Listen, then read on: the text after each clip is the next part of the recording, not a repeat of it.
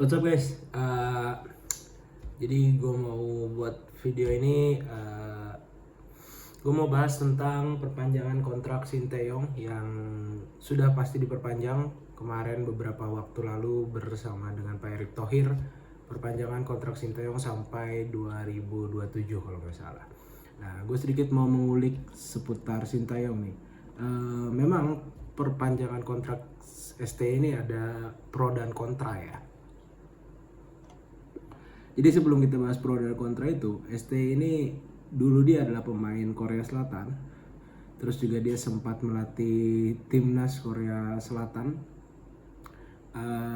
Di tahun 2014 itu dia berhasil mengalahkan Jerman waktu itu di Piala Dunia. Dan sayangnya memang pada saat itu di tahun 2024, sorry. Nah ternyata walaupun berhasil mengalahkan Jerman, ternyata para timnas Korea Selatan dan juga ST ini kurang diapresiasi oleh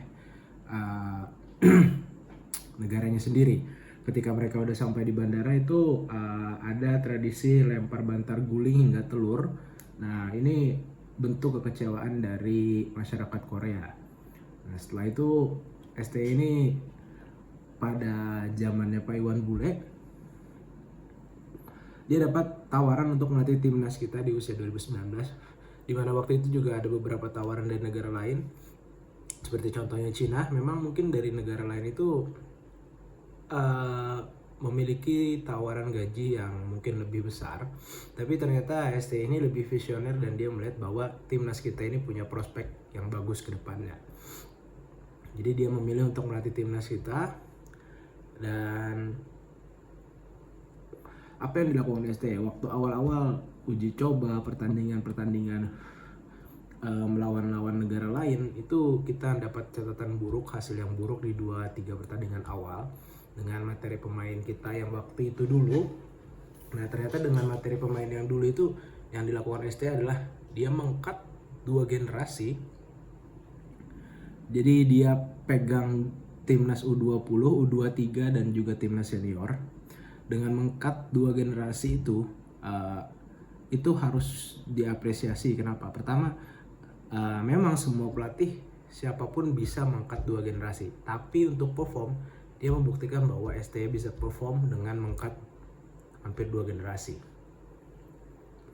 which is prestasi dia terbukti dengan membawa timnas kita U20 lolos Piala Asia, U23 dan juga timnas senior gitu.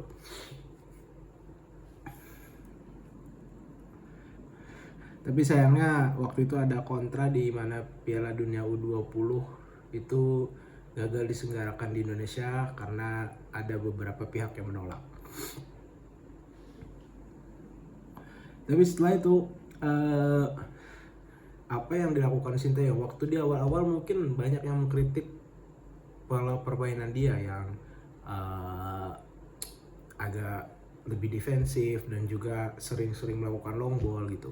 Nah, gue melihat di sini kenapa dia melakukan itu di awal-awal, karena memang dari materi pemain kita belum bisa menjalankan strategi yang ST pengen waktu itu gitu.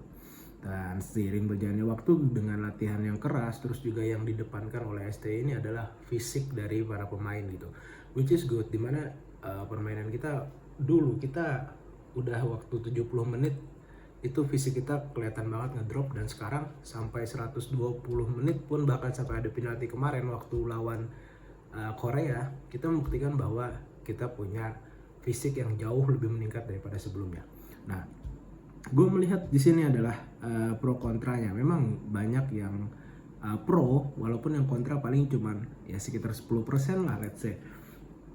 Gue nggak tahu setelah melihat semua yang ST berikan untuk kita dan juga dia berhasil mengalahkan negaranya sendiri gitu, ini membuktikan bahwa dia adalah pelatih yang profesional, pelatih yang hebat, dan juga dia bisa handle uang ganti.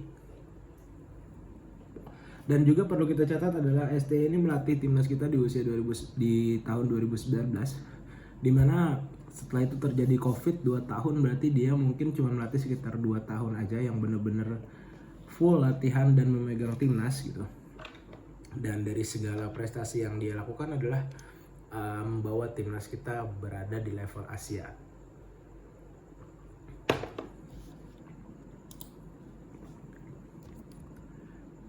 Dan juga menurut gue adalah apa yang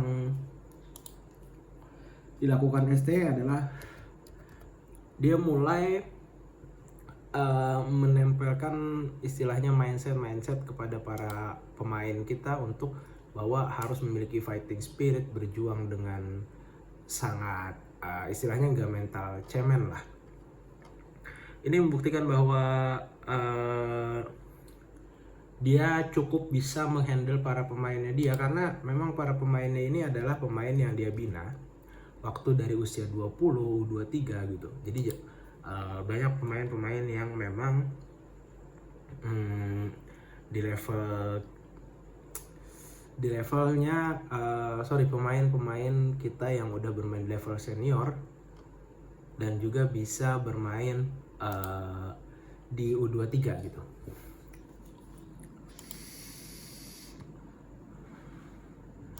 Nah, apa hal-hal yang kontranya? Mungkin ada yang waktu itu awal mengkritik bahwa permainan STY ini dia kurang komunikatif gitu dengan para klub-klub Liga 1, terus juga banyak dibantu oleh Pak Ketum Erick Thohir gitu, berlindung di balik Pak Erick Thohir gitu. Sebenarnya terus juga banyak yang bilang bahwa gaji Sintayong cukup besar.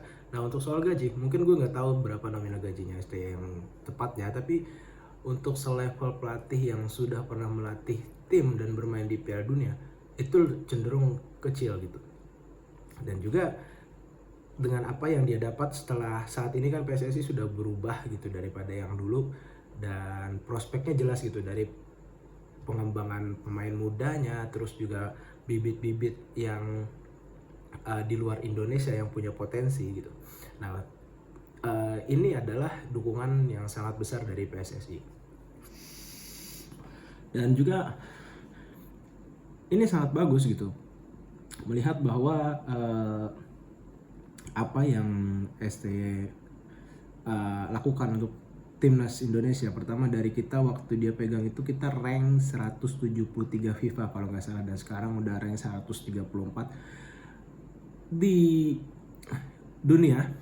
Dan target Pak Erick Thohir jelas bahwa kita harus bisa masuk rank 100 minimal. Terus juga dia pernah bilang bahwa kita fokus juga di SEA Games, terus juga kita level kita berada di Asia dan AFF adalah uji coba aja gitu.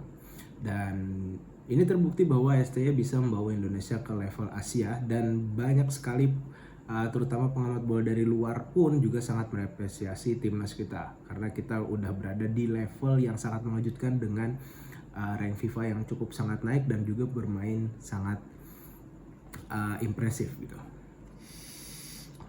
Dan perpanjangan kontrak ini adalah bukti dari keberhasilan Sintayong membawa timnas senior lolos penyisihan grup Piala Asia, terus juga membawa U23 sampai sejauh ini.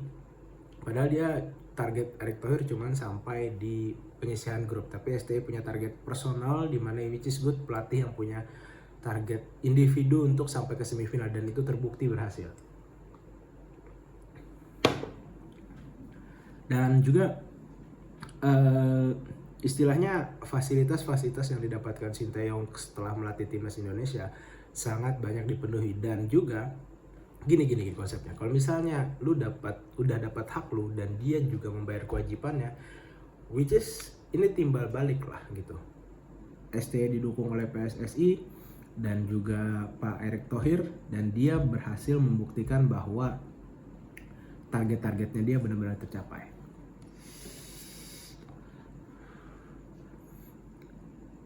Nah, jadi gue masih heran kenapa ada yang kontra dengan Sintayong gitu. Karena mungkin sebagian kecil yang masih mengkritik dia either mungkin punya kepentingan lain atau memang ada kebencian pribadi gitu. Kalau gue rasa sih hampir dari semua netizen mungkin yang berkomunikasi dengan kita, terus juga di kolom komentar, itu gue rasa kalau kalian pasti pengen STY gitu. Emang cepat atau lambat STY bakal ninggalin timnas kita, tapi pondasi yang dia bangun ini benar-benar kokoh dari pembinaan usia muda, terus juga memotong generasi dan pemain-pemain yang punya fisik yang bagus, terus juga bermain dengan kombinasi-kombinasi dan sangat rapi. Ini jauh sangat berbeda dari timnas-timnas kita yang dulu yang mainnya cuma long ball gitu, pragmatis gitu.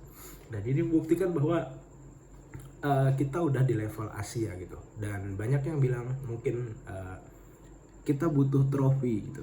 Dan juga gue rasa untuk trofi itu ketika kita bermain dengan pemain yang sudah cukup bagus dan juga bermain sangat rapi dengan begitu gaya bermain yang punya ciri khas, trofi akan datang dengan sendirinya. Dimana gue rasa 10 trofi Piala AFF gak ada tandingannya sama dengan lolos ke Piala Dunia, lolos ke Olimpiade, ke Piala Dunia dan masuk sebagai peserta Piala Asia rutin gitu. Memang kalau misalnya kita target yang cukup berat kalau misalnya kita harus juara di Asia, tapi karena kita terlalu muda dan terlalu dini dan baru aja masuk ke level Asia, tapi seiring berjalannya waktu kita pasti akan bersaing dengan Jepang, Korea, Irak, Iran, Qatar, Saudi gitu. Kita udah bisa mengimbangi level mereka gitu. Ini yang perlahan dibangun oleh Sinteyong.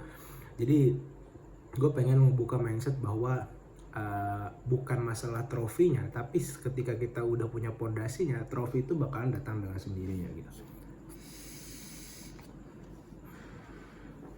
Jadi kalau menurut gue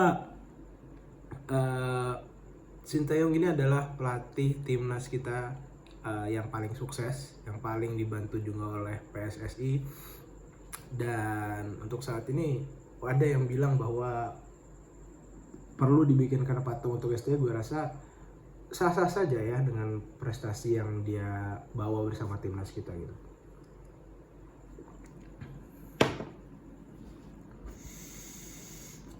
Dan ini adalah sebuah prestasi di mana gue rasa kita semua pecinta bola, pecinta timnas pengen banget kita selalu konsisten di level Asia dan bahkan bisa di level dunia.